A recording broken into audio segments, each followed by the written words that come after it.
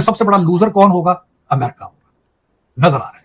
हाँ, विनर इसमें कौन होगा? मोदी विनर होगा, भारत विनर होगा, और चाइना ने अगर कुछ अच्छे काम किए जो कि कर रहे हैं, कि आफरीन है चीमा साहब, इस वक्त मैं क्रेडिट दूंगा भारत की गवर्नमेंट को किस तरीके से कि वो तेल के ऊपर भी कंट्रोल है उन्हें, और उसकी फोरकास्ट कर रहे हैं कि किस तरीके से हमें तेल की प्राइस नहीं बढ़ने देनी।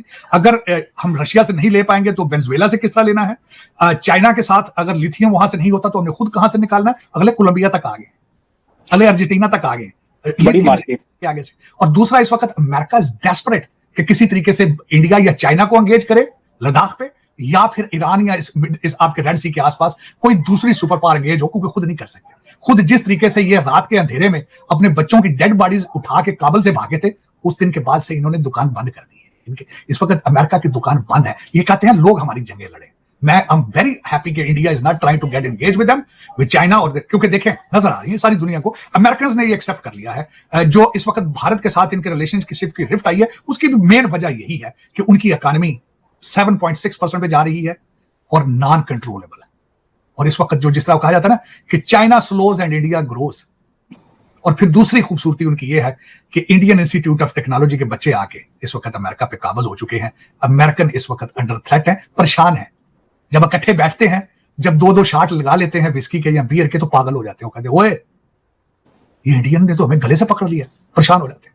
फिर ये कहते हैं, फिर ये ट्रूडो को आगे करते हैं, यार ट्रूडो तू कुछ कर यार, खुद नहीं बोलते। ट्रूडो को आगे किया, उसको जो थप्पड़ पड़े वो तो फारग हो गया ना। वैसे जब आपने 3 मुल्क दुनिया के प्रीएम्प्टिव अटैक्स के जरिए तबाह कर दिए हो, इराक, लीबिया और अफगानिस्तान, और आपने वहां एटॉमिक बम लेवल की बमिंग की हो और मिलियंस के हिसाब से लोग मारे हो, और एक ताजा जंग के अंदर आप ना सिर्फ पैसे भी फंड कर रहे हो, आप असला भी दे रहे हो, आप बंकर बस्टर भी दे रहे हो, आप मदर ऑफ बॉम्ब्स भी दे रहे हो, फिर अपने बॉर्डर पे 10,000 बंदा डेली क्रॉस करके आ रहा है, स्ट्रेंजर, और पता है, सबको पता है, बल्कि वो IMF को भी पता है, वॉशिंगटन DC को भी पता है कि ये क्या हो रहा है, पाकिस्तान के साथ, हम पाकिस्तान के साथ क्या गेम कर रहे हैं। मैंने आपसे वादा किया था, मैं चैलेंज करूंगा इन चीजों को, मैं करूंगा चैलेंज इनको, अपनी जिंदगी में करूंगा चैलेंज।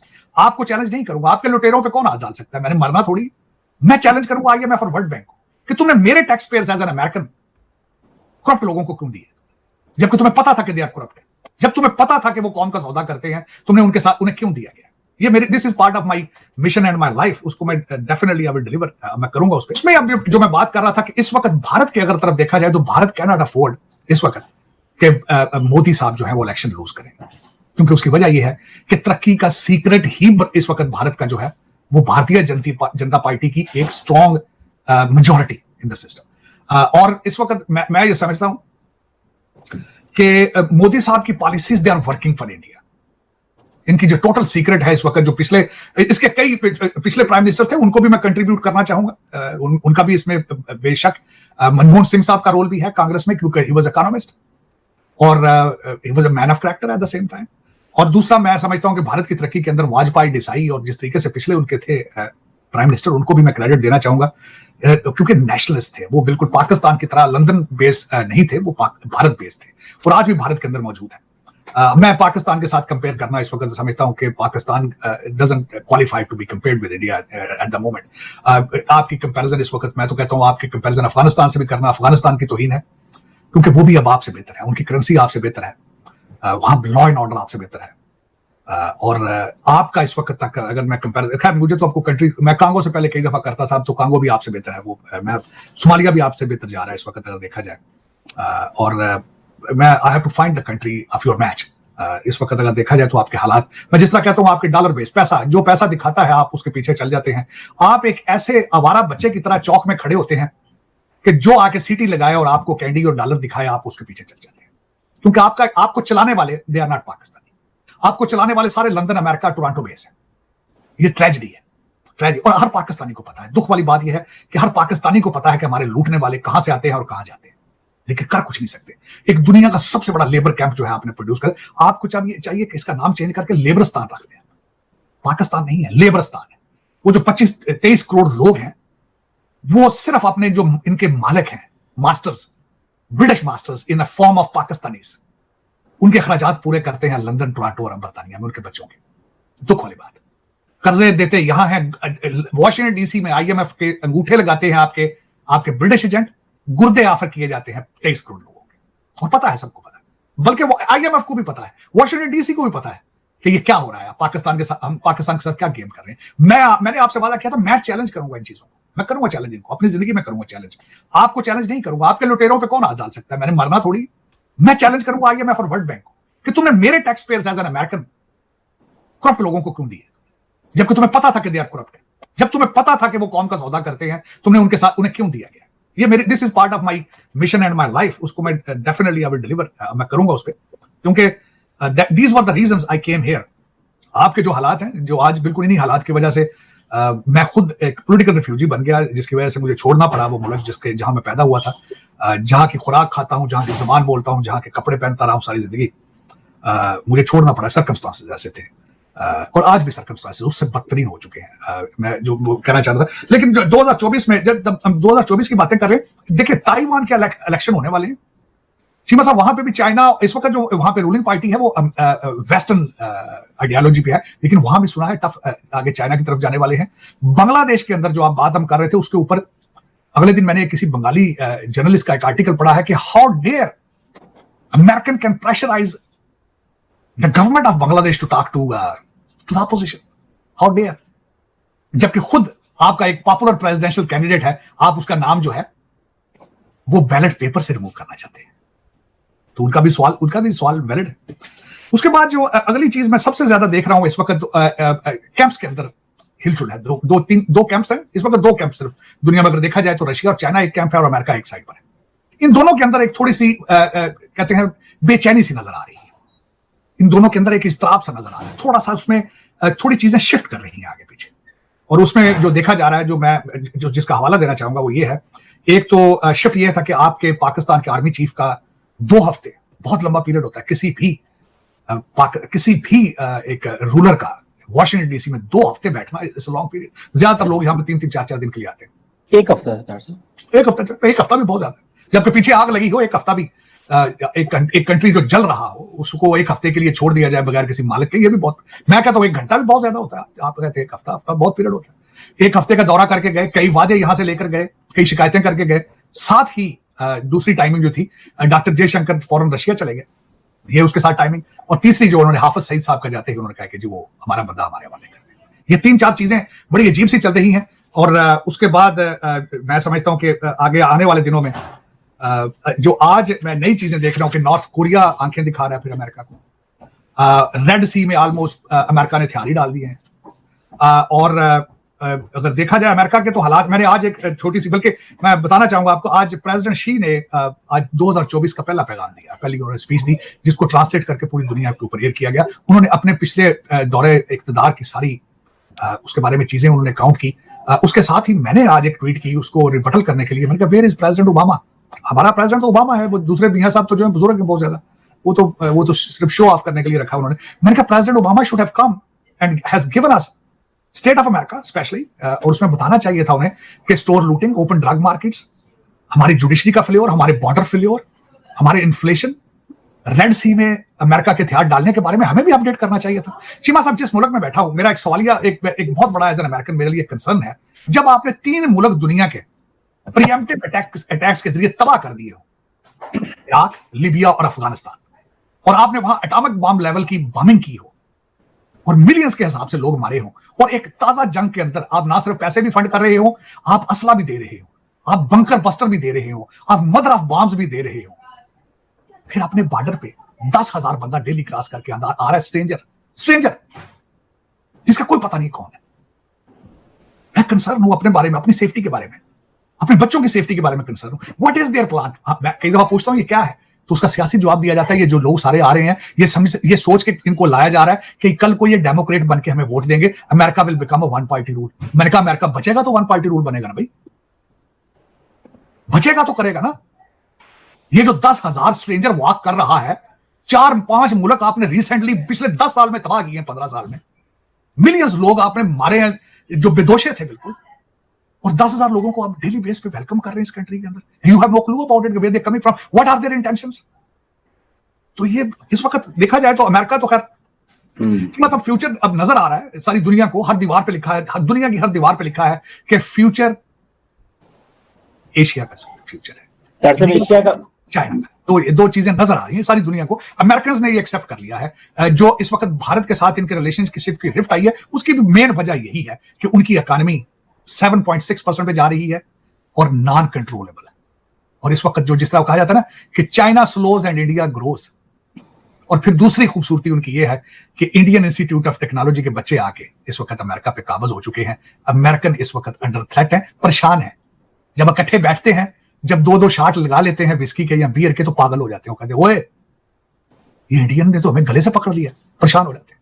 फिर ये कहते हैं, फिर ये ट्रूडो को आगे करते हैं। यार ट्रूडो तू कुछ कर यार, खुद नहीं बोलते। ट्रूडो को आगे किया, उसको जो थप्पड़ पड़े वो तो फारग हो गया ना वैसे, वो तो फारग। वो मुंडा खुंडा ऐसी हो, पता नहीं बचा जाए ऐसी होती। रिसेंटली उसकी डिवोर्स हुई थी, उसको खुद पता नहीं कि मेरे साथ क्या हो रहा है, कि वो फारग हो गया। अब इन्होंने अपनी जरूरत नहीं है तो किसी स्टेट अटर्नी को आगे करके वो गुप्ता पकड़वा दिया उधर से। तो ये मेरे पास चीमा साहब, इस वक्त अगर देखा जाए तो मेरी नजर में जो प्रेडिक्शन है, इसमें सबसे बड़ा लूजर कौन होगा? अमेरिका होगा, नजर आ रहा है। हाँ, विनर इसमें कौन होगा? मोदी विनर होगा, भारत विनर होगा, और चाइना ने अगर कुछ अच्छे काम किए जो कि कर रहे हैं। मैं I was surprised when President Xi came here, when he came here, he met all the business people. और उसके इस दौरे के दौरान when he was still here, हमारे बाबा जी ने उनको कहा कि ही इज अ डिक्टेटर, उसने फिर भी हंस के जवाब देके घर चला गया। This is how the winners win the game, this is how. लेकिन जब इस वक्त अमेरिका के अंदर ओबामा साहब की पॉलिसी थी कि हर बच्चे को चाहिए कि स्कूल ना जाए, नशा करे, वो हो रहा है। अगर this is what you want, you get it, वो ले लिए। कहते हैं मैथ इज रेसिस्ट, मैथ नहीं पढ़ना चाहिए, तो फिर कंप्यूटर कितना चलाना चाहिए? थूका ना चलाना चाहिए। कंप्यूटर तो मैथ के कंप्यूटर है क्या है? कैलकुलेशन है सारी।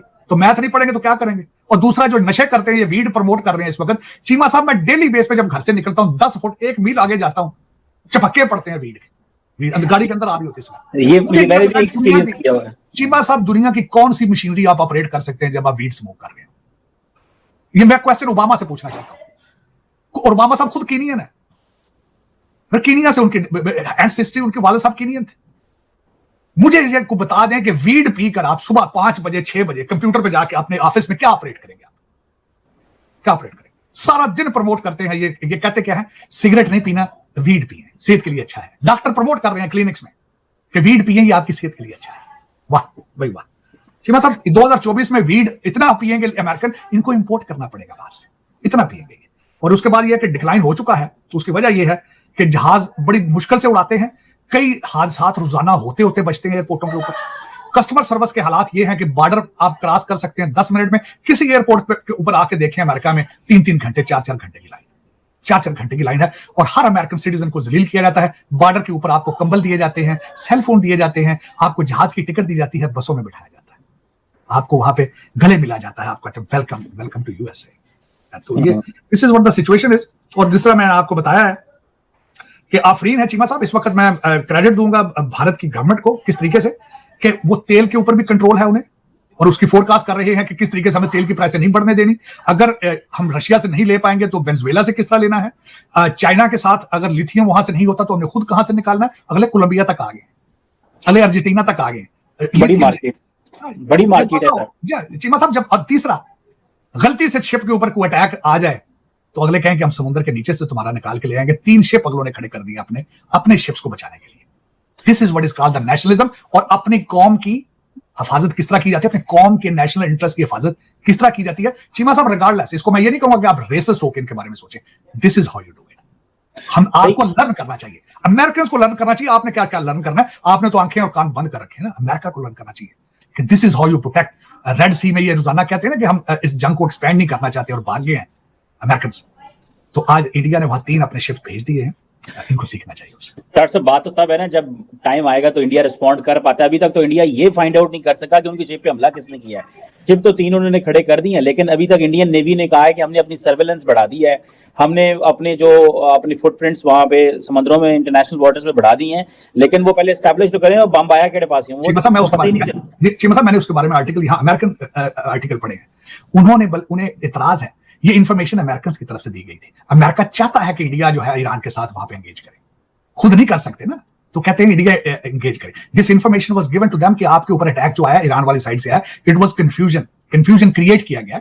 India played very smart. वो जो 3 शिप आप कहते हैं ना, वो प्रिकॉशंस के लिए, जब 3 शिप आपके खड़े होंगे वहां आपके आईएनएस के, तो आप पे अटैक कौन करेगा?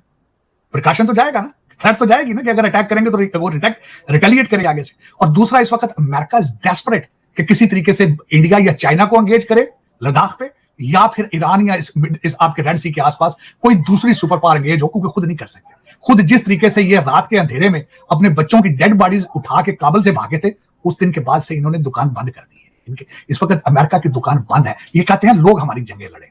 मैं आई एम वेरी हैप्पी कि India is not trying to get engage with them, with China. और क्योंकि देखें चिमा साहब, अगर 50 साल चाइना की 50 साल के अंदर जो तरक्की है, उसका सिर्फ एक ही सीक्रेट है कि वो किसी भी मेजर कॉन्फ्लिक्ट के अंदर एंगेज नहीं हुए। India is doing the same thing. मैं ये चाहूंगा कि इंडिया किसी भी बड़े कॉन्फ्लिक्ट में एंगेज ना करे, सबसे पहले अपनी इकोनॉमी स्ट्रांग करे। कर रहे हैं वो, 5वें नंबर पर आ गए, 3रे नंबर पर आ जाएंगे, दुनिया वैसे ही खत्म हो जाएगी मेरे ख्याल में, दूसरी रिटेलिएट कर ही नहीं पाएगी। तो दोस्तों, जैसे कि आपने क्लिप में देखा कि भाई दुनिया की आर्थिक ताकत का नक्शा अगर आज हमारे सामने रखा जाए तो उसमें कुछ नाम सबसे ज़्यादा दिखाई देते हैं: अमेरिका, यूरोप, चाइना और इंडिया। लेकिन भारत को लेकर एक दिलचस्प सवाल लगातार उठता है: क्या भारत की इकनॉमी की तुलना अभी भी सिर्फ डेवलपिंग कंट्रीज से की जानी चाहिए, या फिर अब समय आ गया है कि भारत को अमेरिका और यूरोप जैसे इकोनॉमिक पावर हाउस के साथ रखकर देखा जाए? ठीक है, इस सवाल का जवाब सिर्फ जीडीपी के आंकड़ों में नहीं छुपा है। इसके पीछे छिपी है लगभग 1 अरब से ज़्यादा लोगों की economic story, technology revolution, manufacturing ambitions, infrastructure expansion और ग्लोबल जियोपॉलिटिक्स की बदलती तस्वीर। और इस पूरी कहानी का दिलचस्प यही इस पूरी कहानी को दिलचस्प बनाता है। ठीक है जी। किसी भी देश की इकनॉमी को सिर्फ एक आधार पर नहीं समझा जा सकता। उसका जीडीपी कितना है, मान लीजिए 2 देशों की जीडीपी के बराबर है, लेकिन एक देश की पॉपुलेशन 10 करोड़ और दूसरे देश की 140 करोड़। क्या दोनों देशों के नागरिकों की एवरेज इकोनॉमिक कंडीशन एक जैसी होगी? बिल्कुल नहीं। इसलिए इकोनॉमिस्ट अलग अलग इंडिकेटर्स देखते हैं: GDP per capita, growth rate, productivity, exports, manufacturing, investments, infrastructure and employment, technology और परचेजिंग पावर। यानी भारत की सही तुलना करने के लिए हमें एक नहीं बल्कि कई तस्वीरों को एक साथ देखना होगा। भारत दुनिया की सबसे बड़ी इकोनॉमीज़ में शामिल है, लेकिन भारत की खासियत सिर्फ उसका करंट इकोनॉमिक साइज़ नहीं है, उसकी सबसे बड़ी कहानी है ग्रोथ पोटेंशियल। अमेरिका और यूरोप पहले से मैच्योर इकोनॉमीज हैं।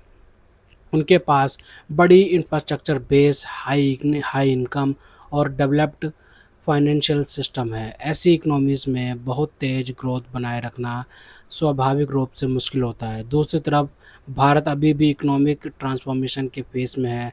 यानी भारत के पास अभी infrastructure, economics, logistics, urbanisation, digitalisation और प्रोडक्टिविटी में सुधार की बहुत बड़ी गुंजाइश है, और यही कैचअप पोटेंशियल भारत के लिए महत्वपूर्ण है। अब अमेरिका को समझिए। अमेरिका की इकोनॉमिक पावर केवल उसके जीडीपी से नहीं आती, उसके पीछे कई लेयर्स हैं। पहली है टेक्नोलॉजी। दुनिया की सबसे प्रभावशाली टेक्नोलॉजी कंपनीज अमेरिका से निकली हैं। दूसरी है कैपिटल। अमेरिका के पास विशाल फाइनेंशियल मार्केट है जहां दुनिया भर की कैपिटल फ्लो होती है। तीसरी है डॉलर। अमेरिकी डॉलर की ग्लोबल फाइनेंशियल सिस्टम में अत्यंत महत्वपूर्ण भूमिका है। चौथी है इनोवेशन। रिसर्च, यूनिवर्सिटीज़, स्टार्टअप्स और प्राइवेट इन्वेस्टमेंट्स ने अमेरिका को लगातार नई टेक्नोलॉजी डेवलप करने में मदद की है। इसलिए भारत के लिए अमेरिका से कंपटीशन का मतलब सिर्फ जीडीपी को पार करना नहीं है। भारत के सामने उससे भी बड़ी चुनौती है टेक्नोलॉजी, इनोवेशन और प्रोडक्टिविटी के इकोसिस्टम को मजबूत करना। अब यूरोप की तरफ आइए। यूरोप की इकोनॉमिक स्ट्रेंथ कई अलग अलग देशों की कंबाइंड ताकत से बनती है। जर्मनी की मैन्युफैक्चरिंग, फ्रांस की एरोस्पेस और लग्जरी इंडस्ट्री, नीदरलैंड का ट्रेड और लॉजिस्टिक्स, स्विट्ज़रलैंड की फाइनेंस और एडवांस्ड इंडस्ट्रीज़, यूरोप ने दशकों में एक ऐसा इकोनॉमिक सिस्टम बनाया है जहां infrastructure, education, health care, manufacturing और प्रोडक्टिविटी के स्टैंडर्ड काफ़ी ऊंचे हैं। लेकिन यूरोप के सामने भी चैलेंजेस हैं। Ageing population, slower economic growth, energy costs और ग्लोबल मैन्युफैक्चरिंग कंपटीशन जैसे मुद्दे उसकी लॉन्ग टर्म इकोनॉमिक स्ट्रेटजी को प्रभावित कर रहे हैं, और यही भारत की कहानी दिलचस्प हो जाती है। भारत की सबसे बड़ी इकोनॉमिक एडवांटेजेस में से एक है डेमोग्राफिक स्केल। भारत के पास एक बहुत बड़ा वर्किंग एज पॉपुलेशन बेस है, लेकिन यहाँ एक महत्वपूर्ण बात समझनी ज़रूरी है, सिर्फ युवा पॉपुलेशन और इकोनॉमिक गारंटीज नहीं है। अगर युवाओं को quality education skills, productive employment नहीं मिलता तो डेमोग्राफिक एडवांटेजेस इकोनॉमिक बर्डन भी बन सकता है। इसलिए भारत के असली equation young population, education and skill, productive jobs, higher productivity, higher income, stronger economy. अगर यह चेन मजबूत होती है तो भारत की पॉपुलेशन उसकी सबसे बड़ी इकोनॉमिक एसेट बन सकती है। अब भारत की एक और ताकत देखिए, 140 करोड़ के आसपास की पॉपुलेशन का विशाल कंज्यूमर मार्केट। जब करोड़ों लोग मिडिल क्लास में आते हैं, उनकी उनकी इनकम बढ़ती है और कंजप्शन बढ़ता है, तो इकोनॉमी में डिमांड पैदा होती है। घर चाहिए, कार्स चाहिए, मोबाइल चाहिए, इंश्योरेंस चाहिए, बैंकिंग चाहिए, हेल्थ केयर चाहिए, एजुकेशन चाहिए, ट्रैवल चाहिए, डिजिटल सर्विस चाहिए। यानी एक व्यक्ति की बढ़ती इनकम सिर्फ उसके परिवार को प्रभावित नहीं करती, ये पूरी इकोनॉमी में डिमांड पैदा करती है। यही कारण है कि India domestic market multinational companies के लिए इतना महत्वपूर्ण है। ठीक है। भारत की इकोनॉमिक ट्रांसफॉर्मेशन में एक और महत्वपूर्ण बदलाव है डिजिटलाइजेशन। भारत ने बैंकिंग, पेमेंट्स और डिजिटल पब्लिक इंफ्रास्ट्रक्चर क्षेत्र के बड़े स्तर पर एडॉप्शन देखा है। यह सिर्फ टेक्नोलॉजी की कहानी नहीं है, यह इकोनॉमिक एफिशिएंसी की कहानी भी है। जब ट्रांजेक्शन तेज़ और आसान होते हैं तो छोटे बिजनेस से लेकर बड़े एंटरप्राइजेस तक इकोनॉमिक एक्टिविटी प्रभावित होती है। यानी टेक्नोलॉजी सिर्फ कन्वीनियंस नहीं होती है, वह इकोनॉमी की प्रोडक्टिविटी और फॉर्मलाइजेशन को भी प्रभावित करती है। ठीक है जी। अब कहानी का महत्वपूर्ण हिस्सा है मैन्युफैक्चरिंग। अगर भारत लंबे समय तक एक हाई ग्रोथ मेंटेन करनी है, भारत को अगर हाई ग्रोथ मेंटेन करनी है तो सिर्फ सर्विसेज पर निर्भर रहना पर्याप्त नहीं होगा। भारत को मैन्युफैक्चरिंग में भी अभी अपनी क्षमता बढ़ानी होगी। Electronics, semiconductors, automobiles, pharmaceuticals, defence manufacturing, renewable energy, equipment, machinery, इन क्षेत्रों में भारत जितना मजबूत होगा उतना ही वह ग्लोबल सप्लाई चेन्स में महत्वपूर्ण भूमिका निभा सकता है। यही वह क्षेत्र है जहां भारत की तुलना चाइना, यूरोप और अमेरिका जैसी इकोनॉमिक्स से करना ज़्यादा मीनिंगफुल हो जाता है। तो खैर, तो दोस्तों, अगर आपको हमारी ये वीडियो पसंद आई तो कम से कम व्हाट्सएप पर जरूर शेयर कीजिएगा। साथ साथ चैनल को सब्सक्राइब करके हमारा मनोबल जरूर बढ़ाएगा, ताकि हम आपके लिए ऐसी ही मनोरंजन वीडियोस बनाते रहें। तो गाइस, मिलते हैं आपसे अगले वीडियो में, तब तक के लिए जय हिंद।